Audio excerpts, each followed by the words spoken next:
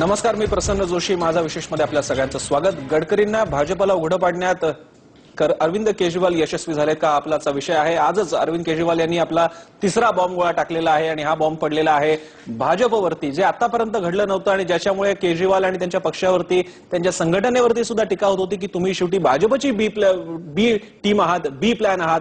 तो खोडून काढत अत्यंत झोड उठवलेली आहे टीकेची आणि मोठे आरोप केलेले आहेत संपूर्ण भाजपचे, खास करून भाजपचे अध्यक्ष नितीन गडकरी यांच्यावरती. त्याच्यामुळे भाजपला आता आपली सगळी भूमिका मांडावी लागते. त्याच्यामुळे अरविंद केजरीवाल यांची पत्रकार परिषद झाल्या नितीन गडकरी यांना त्याची दखल घेऊन पत्रकार परिषद घ्यावी लागली. यातच या सगळ्या आरोपांचं मोठेपण काय आहे आणि त्याच्यातले मुद्दे किती गंभीर आहेत हे लक्षात येत आहे.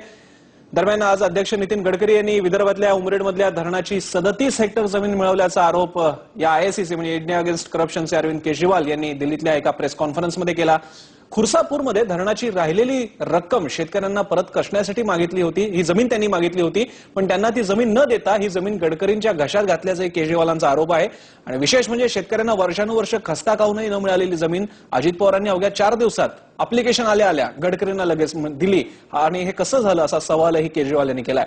पण नितीन गडकरींना केजरीवाल यांचे सगळे आरोप त्यांनी फेटाळून लावलेत. जमिनीचा मोबदला शेतकऱ्यांना देण्यात आल्याचंही गडकरींनी स्पष्ट केलंय. आणि विशेष म्हणजे पूर्ती साखर कारखाना जो गडकरींच्या अखत्यारीत येतो हा शेतकऱ्यांचा सहकारी साखर कारखाना असल्याचंही गडकरींचं म्हणणं. अर्थात गडकरींनी स्पष्टीकरण देण्याचा प्रयत्न केला असला तरी स्पष्टीकरण पूर्ण नाहीये, स्पष्टीकरणाची पूर्ती इथं झालेली नाहीये, हे खास करून लक्षात आणून द्यावं लागेल. आणि त्यासाठीच आपण आज चर्चेचं आयोजन केलेलं आहे. यावर बोलण्यासाठी आपल्यासोबत भाजपची भूमिका मांडण्यासाठी आहेत विधान परिषदेतले विरोधी पक्षनेते आणि भाजपचे नेते विनोद तावडे, आमदार विनोद तावडे जे आपल्यासोबत आहेत. त्यांच्या शेजारी बसलेले आहेत काँग्रेसतर्फे काँग्रेसचे प्रवक्ते आणि नेते जनार्दन चांदूरकर, नवाब मलिक राष्ट्रवादीची भूमिका मांडणारे तेही आपल्यासोबत आहेत. त्याशिवाय पुण्याहून आपल्यासोबत आहेत माजी सनदी अधिकारी अरुण भाटिया, आणि याशिवाय थोड्याच वेळात आपल्यासोबत असतील इंडिया अगेन्स्ट करप्शनच्या पदाधिकारी आणि अरविंद केजरीवाल यांच्या सहकारी आणि ज्यांनी महाराष्ट्रातला हा जो गडकरींचा तथाकथित भ्रष्टाचार जो काही घोटाळा आहे तो समोर आणण्याचा प्रयत्न केला त्या सदस्या अंजली दमानिया. या सगळ्यांचं स्वागत. त्यापूर्वी विनोद तावडे आपल्यासोबत आहेत. विनोदजी, काय उत्तर आहे याच्याकडे? एक तर मुळामध्ये त्यातली सगळी उत्तरं मिळालेली नाहीये. 3 प्रमुख मुद्दे या सगळ्या रिपोर्ट अख्खा सगळ्यांना अवेलेबल आहे इंटरनेटवरती. उमरेड तालुक्यातलं सिंचन प्रकल्पासाठी जमिनीचं अधिग्रहण, गजानन घाडगे यांच्या जमिनी धमकावून त्यांची ताब्यात घेणं आणि त्यासाठी गडकरींच्या माणसांचा वापर करणं, आणि वर्ध्यातल्या एका सेवाबी संस्थेच्या नावे 100 एकर जमीन मिळवणं, पण ती एका खोलीत चालते संस्था आणि त्याला चालवतात एक बाई. काय प्रकार आहे हा सगळा? प्रसन्न, तुमच्या अभ्यासक पत्रकारासह किती वरवर माहिती घेतो. मुळात केजरीवालने काय म्हटलं की त्या शेतकऱ्यांची जमीन जी वापरली गेली नाही ती परत केली पाहिजे.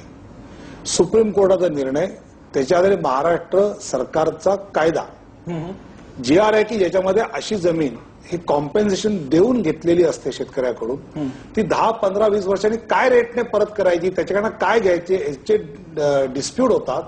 आणि म्हणून ही सामाजिक संस्थांना देऊन त्यावर तसे प्रकल्प करायचे. तर गडकरी साहेबांना जी जमीन मिळाली त्या जमिनीवर त्यांनी शेती नाही केली तर नर्सरी चालवली. जी ऊसाची रोपं ही पश्चिम महाराष्ट्रात 15 रुपयाला मिळतात ते त्या ठिकाणी निर्माण करून ती 5 रुपयाला शेतकऱ्याला देतात, कारण विदर्भासारखं चांगला ऊस तिथे आला पाहिजे. त्यानंतर जी 2 नावं केजरीवालने त्यांच्या प्रेसमध्ये घेतली, गजानन घाडगे आणि भगत यांना शेती करायची होती, त्यांनी गडकरींच्या एनजीओला म्हटलं आम्हाला शेती करायची आहे. तर आजही तुमचा स्टार माझाचा नागपूरचा रिपोर्टर पाठवा. घाडगेंचा कापूस त्यांच्या शेतीत त्यांनी लावलाय आणि भगत यांचा ऊस त्यांनी जे लावलाय, आणि त्यांच्या शेतीचे लीजचे पैसे मात्र गडकरी साहेबांची एनजीओ आजही भरते. त्यामुळे मला असं वाटतं की जे केजरीवालांनी आरोप केलेले आहेत त्या आरोपात तथ्य आहे की नाही हे पाहायच्या आधी एबीपी माझा इतक्या पद्धतीने अजून गडकरी बोलले त्यातून संतुष्ट नाही असं कसं म्हणता मला प्रश्न आहे. कारण मला मुळात मी केजरीवालांची पत्रकार परिषद अगदी सुरुवातीच्या वाक्यापासून ऐकली की दमानियाबाई 70,000 कोटीचा घोटाळा ज्यांनी सिंचनाचा बाहेर काढला, त्यांनी काढला का सांगा तुम्ही प्रामाणिकपणे? त्यांनी त्यांच्या कोंढाण्याचं स्वतःची जमीन अडकत होती. माझी जमीन वाचवा पण आदिवासींची घेऊन टाका, त्यांना कॉम्पेन्सेशन द्या ते म्हणल्या. मला कॉम्पेन्सेशन नको, कारण मला प्लॉटिंग 1 कोटीला विकायची आहे. मग त्यातून त्या आरटीआय मधनं झालं ऍक्टिव्हिस्ट आणि त्यातून त्यांनी हे काढलं बाहेर. मला वाटतं केजरीवालने हा जो प्रयत्न केला की सगळेच राजकीय पक्षांचे साटे लोटे आहेत, कारण दमानियाबाईंनी जे घोषित केलं होतं की शरद पवार आणि गडकरींचे बिझनेस संबंध आहेत, त्याचा आज एकही कागद आला नाही. मला वाटतं तो कागद येईल की काय, पण तोही आला नाही. आणि त्यामुळे पाणी वापरलं, जमीन वापरली, हे नियम जो काही आहे त्या नियमाच्या पद्धतीने वापरली. आणि जे शेतकऱ्यांनी अर्ज केले होते त्या शेतकऱ्यांना त्यांच्या जमीन त्यांना पाहिजे ती शेती करायला दिली आहे गडकरी साहेबांनी. मला वाटतं की विकासाचं राजकारण करणाऱ्या एखाद्या राजकीय कार्यकर्त्याच्या पाठीशी मीडियाने नक्की राहिलं. चुकलं तर कान नक्की धरा, पण चांगलं केलं तर पाठ थोपटा. नाहीतर केजरीवाल स्वतःचा एक राजकीय पक्ष आता काढतायत आणि राजकीय पक्ष काढताना काँग्रेस आणि भाजपची नैतिक पातळी एकच आहेत. सगळेच सत्ताधारी चोर आहेत, राजकीय चोर आहेत. मीच आता स्वतः स्वच्छ आहे हे जे दाखवायचा प्रयत्न करतायत त्याला एबीपी माझ्यासारख्या जबाबदार चॅनलने किमान बळ देता कामा नये. तावडेजी- चूक असेल तर नक्की दाखवा. तावडेजी, त्याचा जो तुम्ही उल्लेख केला, नितीन गडकरी यांची जी सहकारी शेती संस्था आहे त्याच्यासाठीची ती जमीन आहे, पण त्यांनी तुझा तो मुद्दा मांडला, कदाचित खासगी नसेल, तुम्ही म्हणता तसं आपण शब्द वापरू, नितीन गडकरींच्या अखत्यारीत असणारी सहकारी शेतीची संस्था नाही, आहे. प्रसन्न, आपण पण ऐकत नाही. तुमच्या प्रसन्न शेतकऱ्यांनी ऐकत केलं नाही. काय? प्रसन्न त्यांचे नाही. शेतकरी ऐका, होतेच की. ऐका, प्रसन्न. ज्या जमिनीच्या वरती जे मुळात स्टेक होल्डर होते ते मागत होते ना स्वतःकडे जमीन, त्यांना का नाही दिले मग? प्रसन्न, आपण नीट ऐकत का नाही का? आपण एक दिशा ठरवली आहे. बरं, बोला. मी असं म्हटलं की पूर्ती सिंचन कल्याणकारी संस्था सामाजिक संस्था, सहकारी संस्था नाही. बरं. तिथे ते शेती करत नाही. सुप्रीम कोर्टाच्या निर्णयानंतर राज्य सरकारचा GR आहे, कायदा आहे, त्यामुळे सामाजिक संस्थेला जमीन देता येते, व्यक्तीला देता येत नाही. तरीही या पूर्ती सिंचन कल्याणकारी संस्थेने भगत आणि घाडग्यांना त्या ठिकाणी त्यांची शेती करायला दिली आहे. हे आपण ऐकलं का नाही ऐकलं? पण तावडेजी, इतक्या सहजपणे मिळतात का जमिनी? का त्यासाठी मुळात असं गडकरी वगैरे मंडळी जे राजकारणी असतात त्यांना तुम्हाला इतकं सहज आहे महाराष्ट्रात खरोखर अप्लिकेशन केल्यानंतर 4 दिवसात तुम्हाला जमीन मिळते? मग भली ती NGO असो, नाहीतर कुठली तुम्ही म्हणता तशी समाज कल्याणची संस्था असो, इतक्या सहज निधी जमीन वगैरे मिळते आपल्याकडे? प्रसन्न, ही जर केस आपण पाहिली तर शेतकऱ्यांनी व्यक्तिगत स्वतःला जमीन पाहिजे म्हटलं होतं आणि गडकरींनी त्यांच्या नियमात धरून संस्थेला पाहिजे असं मागितलं. मला सांगा हो, गडकरींवर केजरीवालने आरोप केले, रस्त्यावर जर कोणतरी आला असता आणि तुम्हाला म्हणलं असं मी प्रतिक्रिया देतो, तुम्ही घेतली असती का? नाही. तुम्ही विनोद तावडे पाहिजे विरोधी पक्ष नेता असं म्हटलं की नाही? हा तुम्ही का केला? मला वाटतं की ज्या व्यक्तीच्या माध्यमातून सामाजिक संस्थेतनं काही चांगलं करण्याची खात्री आहे त्याला त्यांनी दिलं. तुम्ही केजरीवाल यांना या लेवल आणून ठेवताय, रस्त्यावरचा एक माणूस की जो कोणी उठावा आणि त्याचं म्हणणं आपण, म्हणजे तुम्हाला असं म्हणायचं की केजरीवाल आता या लेवलची व्यक्ती झालेली आहे, ज्यांना तुम्ही एकेकाळी पाठिंबा दिला होता आणि ज्यांच्या ISL ला सुद्धा पाठिंबा दिला होता? प्रसन्न, काय तुमची गडबड झाली मला कळत नाही. माझं पुन्हा वाक्य तुम्ही रोल करून आता दाखवा स्वतःला.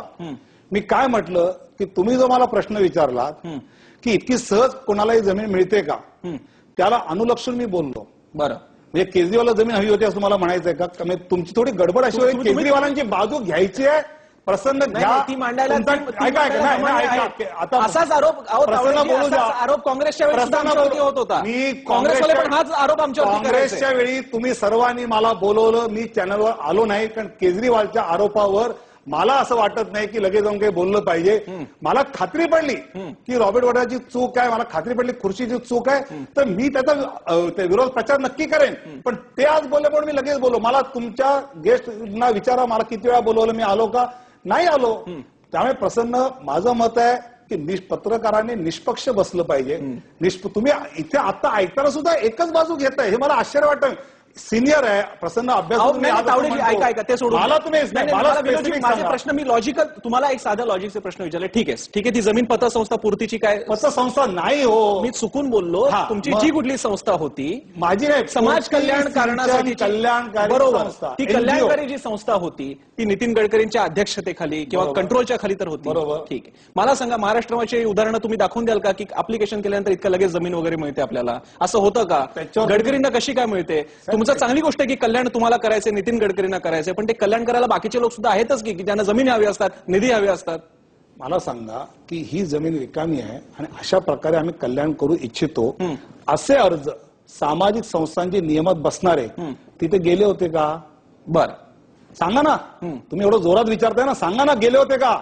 नव्हते गेले. मग जर गडकरींचा गेला आणि त्याच्यावर जर ऍक्टिव्हली कोणी काही केलं तर कौतुक. कारण त्यांनी पुढे केलेलं काम, जो 13 रुपयाला सॅपलिंग पश्चिम महाराष्ट्रात मिळतो तो 5 रुपयाला शेतकऱ्याला दिला.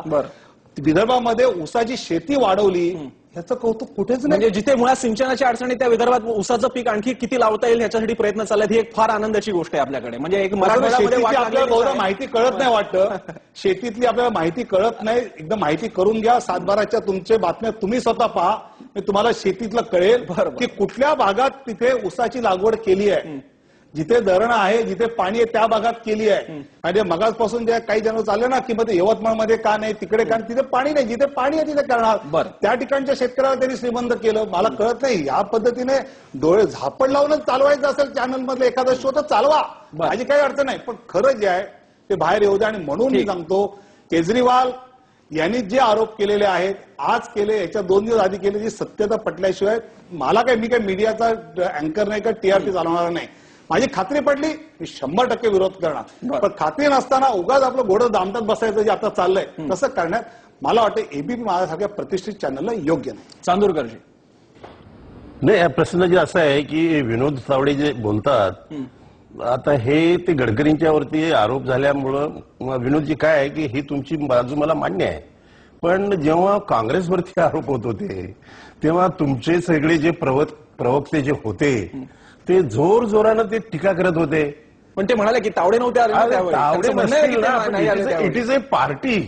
तावडे इज अ इंडिव्हिज्युअल, त्यांचं वैयक्तिक मत असेल, बरं. परंतु यांच्या पार्टीचे लोक तुटून पडलेले होते आणि म्हणून केजरीवाल आणि नितीन गडकरी हे यांच्यामध्ये चांगल्या प्रकारचं अंडरस्टँडिंग असल्याबद्दलच्या अण्णा हजारेंचं जे आंदोलन चालू होतं त्यापासूनच्या न्यूज आपण ऐकत होतो. आता आज जे केजरीवालने चार्जेस केलेले आहेत ते अतिशय माइल्ड आहेत. ते चार्जेस मध्ये त्यांनी काय रॅन्डमली बोलले, ही इज अ बिझनेसमॅन. अरे बिझनेसमध्ये काय चार्ज आहे का? He is favouring contractors. Businessman आहे तर काय त्याचा बिझनेस आहे ते सांगायला पाहिजे. ते 16 कंपन्या आहेत असं रॅन्डमली सांगितलं. अरे 16 कंपन्या आहेत तर काय त्याची टर्नओव्हर आहे ते सांगायला पाहिजे. दुसऱ्यांच्या बॅलन्स शीट तुम्ही दाखवताय तिथं, दुसऱ्या लोकांच्या बॅलन्स शीट दाखवता की 5 लाखाचे 3,300 कोटी झाले. इथं तुम्ही बॅलन्स शीट दाखवत you are making a very mild charge. आणि म्हणून हे कितपत हे केजरीवालचे जे आहे हे चार्जेस यांनी जे केले, आता त्यांनी सांगितले की ह्यांच्या शुगर फॅक्टरीज आहेत, आता नाव सांगायला पाहिजे. आता त्यांनी सांगितले की बाबा हे बिल्डर आहेत, तर हे बिल्डर आहे तर कुठली कन्स्ट्रक्शन कंपनी आहे? नाही, त्यांनी चांदूरकरजी तो रिपोर्ट इंटरनेटवरती अवेलेबल आहे, तुम्ही सुद्धा बघू शकता. त्याच्यात त्यांनी स्पेसिफिक चार्जेस घेतलेले आहेत. त्यातली एक नावं सांगितली का कंपन्यांची नावं? त्यांच्या नितीन गडकरींच्या ताब्यात असणाऱ्या ऊर्जा उपक्रम आहेत, कारखाने आहेत, त्यांना ते पाणी गेलं, ते पाणी वापरलं गेलं, रिसोर्सेस वापरले गेले, जमीन वापरले गेले, हा त्यांचा दावा आहे. आता त्याच्या मायनर इतर ज्या तुमच्या स्पेसिफिकेशन्स आहेत त्या त्यांच्याकडे आहेत, त्यांनी उपलब्ध करून दिलेले आहेत. या पार्श्वभूमीवर लोकांच्यापर्यंत यायला पाहिजे आणि ते चार्जेस त्यांनी केलेले नाहीत असा माझा आरोप आहे केजरीवालांच्यावरती. आणि केजरीवाल हे आजच मी मला वाटतं फॉर द फर्स्ट टाइम मी तुमच्या त्या नेटवरती वाचलं प्रेसमध्ये की he is called a poster boy. Kejriwal हा पोस्टर बॉय आहे आणि poster boy or a activist is turn into a politician. हा पॉलिटिशियन झालेला आहे आणि तो काय करतो की तो आता भारतीय जनता पार्टीची जी स्पेस आहे ती ऑक्युपाय करण्याचा प्रयत्न करतो, जो चार्ज त्यांच्यावरती आता गडकरीने केला. बरं. की he is trying to grow bigger and growing out of his size. आणि ते स्वतः ते भारतीय जनता पार्टीच्या जागेमध्ये स्वतःची स्पेस तयार करू शकतात. हे जर केजरीवाल हा जर राजकीय माणूस असेल तर सगळ्या पार्टी इंडियामध्ये जेवढ्या पॉलिटिकल पार्टी आहेत आणि इंडियामध्ये जी प्रेस आहे, जसं हे म्हणाले मी ते सहमत आहे, पण त्याची क्रेडिबिलिटी बघायला पाहिजे. राशिद अल्वी जे तुमचे केंद्रीय प्रवक्ते नेते आहेत त्यांनी प्रोब झालं पाहिजे. त्यांनी उलट मागणी केली की भाजपला उत्तर द्यावं आणि तुमची लाईन पाहिल्यानंतर प्रश्न असा पडतो की तावडे आले असं तरी पुरेसं झालं. प्रसन्नजी असं आहे, तुम्हाला वाईट का वाटतं? त्यांचं पद ऐका ना, कारण त्यांच्या केंद्रातल्या नेत्यांची वेगळी भूमिका आहे, त्यांच्या केंद्रातल्या नेत्यांची वेगळी टाकताय तुम्हाला पाहिजे. नाही माझं म्हणणं असं आहे, प्रवक्ते आमच्या दिल्लीच्या प्रवक्त्यानं हे 100% सांगितलंय आणि मी 100% डिमांड करतो की नितीन गडकरींच्या वरती जे चार्जेस केजरीवालनी केलेले आहेत त्याचा प्रोब झाला पाहिजे. आणि माझा पण याला पाठिंबा आहे आणि या सगळ्या मागणी चौकशी करा, जप्त पाणी का पाणी होऊ दे. ही काँग्रेस पक्षाची भूमिका आहे. पण केजरीवालांचं काय होतं की केजरीवाल हे म्हणतात ते प्रोब करा, त्यांनी स्वतः एखादं ऍफिडेव्हिट फाईल करून मग ज्याच्यावरती ते आरोप करतात, मग ते सलमान खुर्शीद असतील किंवा रॉबर्ट वड्रा असतील किंवा नितीन गडकरी असतील, एक ऍफिडेव्हिट करून एफआयआर फाईल का करू शकत नाही? ते इंडियन लॉ प्रमाणे ते अलाउड आहे, त्यांची ती प्रायव्हेट. पण ते ही इज नॉट प्रिपेअर. एका प्रेसवाल्यानं त्यांना आज विचारलं, तुम्ही पण वाचलं असेल, की अरे तुम्ही मग ते असा एफआयआर कोर्टामध्ये का फाईल करत नाही? तर ते म्हणे की तुम्ही करा. म्हणजे त्यांचा केवळ राजकीय इम्पॉर्टन्स वाढवण्यासाठी केजरीवालाची ही आतापर्यंतची स्टंटबाजी आहे. बरं. आणि कदाचित भारतीय जनता पार्टी किंवा भारतीय जनता पार्टी त्याला काँग्रेसच्या विरोधामध्ये त्याचा वापर करण्यासाठी अण्णा हजारेंच्या आंदोलनाच्या वेळेस त्या ह्याला बळी पडलेली असेल. आणि आता त्यांच्या लक्षात आलं की हे दूध का दुधावर पाणी का पाणी काय हे काय चीज आहे. पण म्हणजे केजरीवाल यांची नाटकबाजी असं तुम्हाला म्हणायचं आहे? 100% नाटकबाजी आहे. मग आता त्यांचं जर काही नाटकबाजी असेल तर तुम्ही एकीकडे म्हणताय की याच्याबद्दल प्रोब नेमला गेला पाहिजे, गडकरींची चौकशी झाली पाहिजे. ही तुम्ही मागणी कोणाची लक्षात घेताय? एक नाटकबाजाची की जो तुम्ही आता म्हणाला की तो नाटकबाज आहे, नाही. म्हणजे एक नाटकबाज पण आहे तो, आणि तरी सुद्धा त्याच्या बोलण्याचा तुम्ही दखल घेऊन प्रोब सुद्धा म्हणणार आहात. प्रसन्नजी असं आहे, लोकशाही आहे. लोकशाहीमध्ये जो काही चार्ज लोकांच्या समोर येईल पब्लिक डॉमेनमध्ये असणाऱ्या नेत्याच्या संदर्भात त्याचं पब्लिकला स्पष्टीकरण होणं अतिशय आवश्यक आहे. आणि त्या दृष्टिकोनातून केजरीवालची इंटिग्रिटी काय आहे हे मी पाहत नाही. त्यांनी केलेला चार्ज हा राजकारणाच्या दृष्टिकोनातून फार महत्वाचा आहे. त्या प्रशांत भूषणना आज शिवाय दिला ना सगळ्या राजकीय लोकांना. अरे ते काय गुंड आहेत, ते भारतीय जनता पार्टीचे असते कुठल्याही पक्षाचे. तुम्ही त्यांना नाटकबाज म्हणताय, ते गुंड म्हणताय. थोडीशी दर्जा फक्त थोडा वर खाली आहे, नाही तर तुम्ही लेवल तर तीच गाठलेली आहे सगळ्या. यासाठी सगळ्या पॉलिटिकल पार्टीजनी विचारमंथन केलं पाहिजे आणि त्याला मीडियानं साथ दिली पाहिजे. देशामध्ये व्हायब्रंट लोकशाही आणण्यासाठी आणि देशामध्ये चांगली पॉवरफुल डेमोक्रेसी लोकशाही आणण्यासाठी सगळ्या लोकांनी मीडिया साथ देऊ शकत नाही. तावडे म्हणतात मीडियाने निष्पक्ष असलं पाहिजे. आम्ही तावडेंचं ऐकतो, त्यामुळे आम्ही करणार नाही. आपल्याकडे त्यांच्याकडे जावं लागेल. दमानियाजी, तुमच्या सगळ्या आरोपांना, म्हणजे तुमच्या आयएससीच्या आरोपांना आउटराईट रिजेक्ट करतायत भाजपचे. तावडे तर म्हणतात की मुळात तुम्हाला तुमचा भ्रष्टाचाराचा आरोप, भ्रष्टाचार कशाला म्हणायचा, नितीन गडकरींचे व्यवसाय काय हेच तुम्हाला माहित नाहीये. तुमचा बेसिक होमवर्कच कच्चा आहे. आता कुठून सुरू करू तेच मला कळत नाही. मी पहिलं गडकरींच्या प्रेस कॉन्फरन्स पासून सुरू करते. त्यांनी सांगितलं की ही जी सगळी लँड होती ती वेस्ट लँड होती. दुसरं, आता नवाब मलिक साहेब म्हणाले की ती जी लँड होती ती एकदा जर घेतली गेली तर ती परत देता येत नाही. म्हणजे 84 साली जी घेतलेली जमीन परत देता येत नाही. पण ती 84 पासून जे धरण बनलं 99 मध्ये, तर 99 पासून 2007 पर्यंत ती कोणाकडे होती? ती शेतकऱ्यांकडे होती. शेतकरी ती झुंपत होते, त्याच्यातलं पीक काढत होते, त्याच्यावर पोट भरत होते. ती जमीन त्यांच्याकडे लीजवर होती. आणि मग जर हेच जर ते म्हणत असेल की सुप्रीम कोर्टाचं जजमेंट आहे की एकदा दिलेली जमीन परत घेता येत नाही, तर ही जमीन तर त्यांच्याकडे 2007 पर्यंत होती. त्याचे जेवढे रिसिट्स आहेत तेवढे आम्ही वेबसाईटवर ठेवले ना. दुसरी गोष्ट, ही जी लँड आम्ही म्हणतोय की जी द्यायची होती, तर ती एनजीओ ची पूर्तीला का आणि जे फेव्हरेटिझम केलं गेलं, गडकरींनी जे पत्र लिहिलं ते त्यांनी कुठल्या कपॅसिटीमध्ये लिहिलं? एक मी एनजी चालवतो म्हणून नाही लिहिलं. मी श्री नितीन गडकरी जे भारतीय जनता पार्टी महाराष्ट्र यांचे अध्यक्ष म्हणून त्यांनी पत्र लिहिलं की ही जी जमीन आहे ती पूर्तीला देण्यात यावी. आणि ती जमीन जेव्हा घेतली गेली परत, ती काय कारणाने घेतली गेली की एक पर्यटक स्थळ बनावं. आणि ते पर्यटक स्थळ बनलं का? पूर्ती एक पर्यटक स्थळ आहे का? बरं, ती जर घेतली गेली तर ती किती झपाट्याने घेतली गेली? 4 दिवसात. आम्ही 4 दिवसात ते पत्र लिहितात आणि अजित पवार त्यांना देतात. तसंच जसं जे सोफियाबद्दल ते म्हणाले, त्यांनी प्रिएम्प्ट करून त्याचंही क्लॅरिफिकेशन दिलं. ते अतिशय हुशार आहेत, याबद्दल काही वादच नाही. कारण सोफियानी त्यांना पाण्याची डिमांड केल्याबरोबर 48 तासात त्यांना ते पाणी सँक्शन झालं होतं अजित पवारांकडनं. तर आता मूळ प्रश्न आपण जो बाजूला ठेवतोय तो एकदा पुन्हा आणूया की हे जे पाणी, हे जे विदर्भातले होणारे सुसाईड जे होते, शेतकऱ्यांच्या ज्या आत्महत्या होत्या, तो इश्यू राहिला बाजूला. त्याचं जे पाणी येणार होतं ते थर्मल पॉवर प्रोजेक्ट्सना दिलं गेलं आणि ते किती? 71. त्यातली आपण कपॅसिटी बघूया. 55,000 मेगावॉट्स पॉवर बनवणार होते. जर हे म्हणतायत की इलेक्ट्रिफिकेशन महाराष्ट्रात गरज आहे, पण 55,000 मेगावॉट्सची गरज आहे. आम्ही काय बोलावं आज? हे म्हणजे 55,000 मेगावॉट्स बनवायचे आणि बनवायचे. एकच मिनिट. आणि हे 55,000 जे बनवायचे ते 71 प्रोजेक्ट सगळेचे सगळे विदर्भात का, जिकडे एवढ्या आत्महत्या होत आहेत? आणि जर तिथेच बनायचे असले तर मग हा सगळं धोताण कशासाठी आहे की आम्हाला त्यांच्या आत्महत्यांबद्दल कन्सर्न आहे? दिस इज नॉट राईट. बरं तावडेजी, आता दमानिया तुमच्या समोर आहेत.